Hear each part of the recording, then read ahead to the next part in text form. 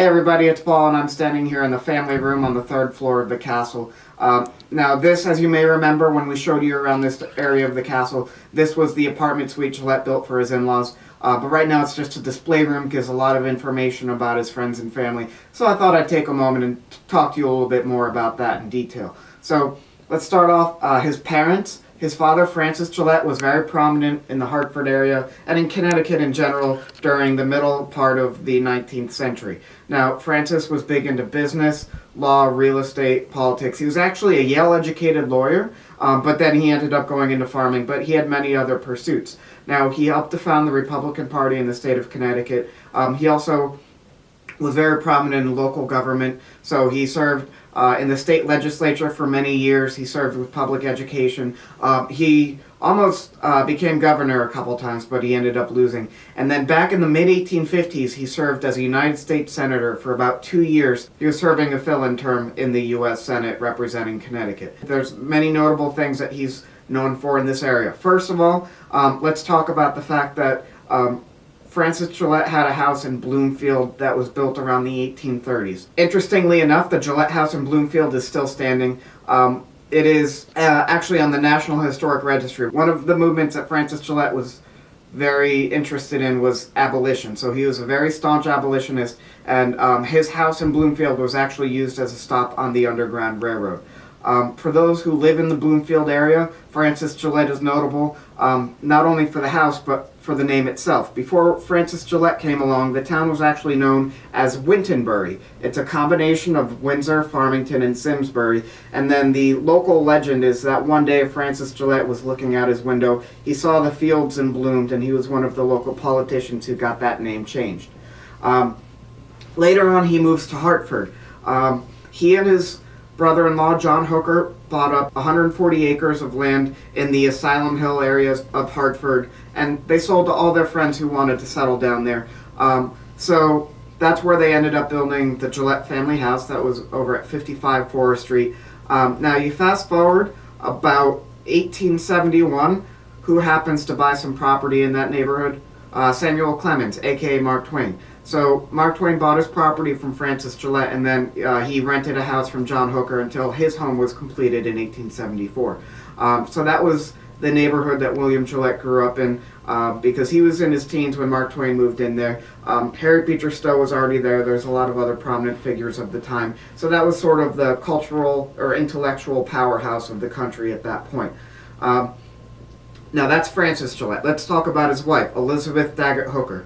Now the name may or may not ring a bell for those of you who are from Connecticut. A lot of us around third grade, we learn a lot about local history, and one of the names we learn about is Thomas Hooker. The Reverend Thomas Hooker is widely considered to be the father of Connecticut. He helped to found and settle Hartford in the 1630s, so he's sort of one of the first settlers of our state that's recognized. He's considered, like I said, the father of Connecticut. Now, William Gillette was a direct descendant of Thomas Hooker through his mother's side of the family. Actually, Gillette's full name was William Hooker Gillette, so he didn't actually have a middle name. He just used his mom's maiden name plus his dad's last name. Now, Elizabeth Daggett Hooker and Francis Gillette, they had 6 children. So I'm going to just sort of break it down. Obviously, we already know that Will was one of them. He was actually the youngest of the 6. Now, there was Mary, who Will actually never knew. Mary died as a toddler. That would have been around the 1840s. Now, he had a couple brothers. So we have, first of all, Frank Ashbell, who actually went out west during the gold rush. Now, unfortunately, he contracted, we think what was tuberculosis, and he died out there. So he would have been in his 20s when he passed away. Then there would be another brother, Robert, who, if you take a look over here, you can see that we have a little bit of information on Robert. So Robert actually served for the Union during the Civil War. Now, he first joined the Army. He was in the 14th Regiment. He was commissioned as a captain there.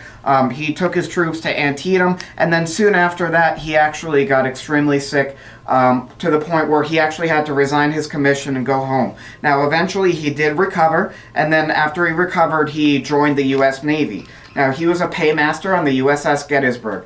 Now, in 1865, the USS Gettysburg was a part of the Battle of Fort Fisher in the Carolinas. Now, what ended up happening is after the Union won the battle, of course, they took the fort, and a lot of people from the Gettysburg did go ashore to check out the fort, and that did include Robert Gillette. Now, unfortunately, a couple of inebriated sailors decided it would be a good idea to walk through the powder magazine with a lit torch. So there was an explosion that killed about 130 people, and that includes Robert Gillette. So you can see Robert's picture over here.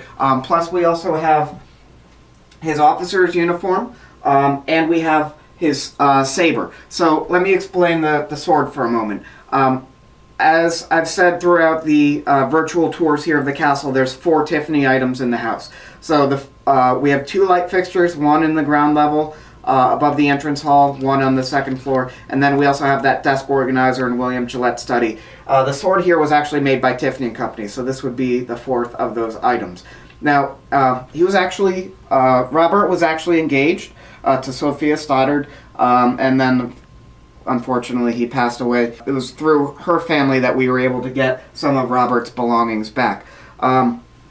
So Robert was in his 20s when he passed away as well. So that leaves 2 siblings. Now, Sophia actually went ahead and she ended up eventually marrying Gillette's brother, Edward. Edward went out west, settled in Iowa. He ran a newspaper. He was also a United States congressman for quite a while. Now, Edward and Sophia had 2 children, Elizabeth and Florence, as well as they also had a son as well.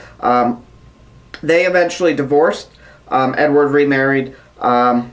But as you may have seen when we talked about William Gillette's will, Florence and Elizabeth were still close enough to him where they were still very much involved with the estate. And then that leaves one other sibling. So Gillette's sister Elizabeth, Lily, she actually stayed in their Hartford neighborhood. She married one of their neighbors, George Warner. Now, they spent a lot of time living in the family house in Hartford. They also spent a lot of time with Will in North Carolina. Now, they had 2 children. They had a son, Frank, and then a daughter, Margaret, also known as Daisy. You may remember we talked about Margaret very briefly when we showed you the room she would stay in on the 2nd floor. Margaret, as you may remember, was actually one of William Gillette's favorite nieces, and she may have very well inherited the castle. Unfortunately, both she and her brother predeceased William Gillette by about 6 years. So that's basically what we have as far as the breakdown of the family. So keep it tuned and we'll tell you a lot more about the castle. We'll go into a lot more detail, tell you more stories about William Gillette. So keep it tuned, keep liking our page, keep posting any comments or questions you may have, and make sure you keep sharing these videos. Bye.